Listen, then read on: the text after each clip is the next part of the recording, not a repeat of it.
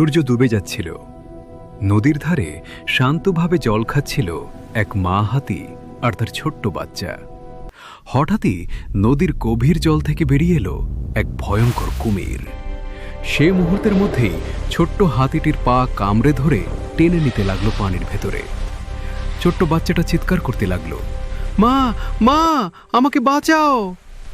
এক সেকেন্ডও দেরি না করে মা হাতি ছুটে এলো। নিজের জীবনের কথা না ভেবে সে সুর দিয়ে কুমিরটাকে শক্ত করে চেপে ধরল।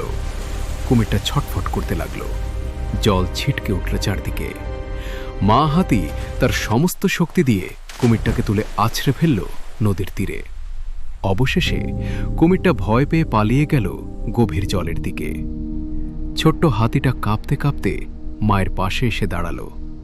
মা হাতি তাকে নিজের শরীর দিয়ে জড়িয়ে নিল, কারণ একজন মায়ের কাছে তার সন্তানের জীবনই সবচেয়ে বড় শক্তি।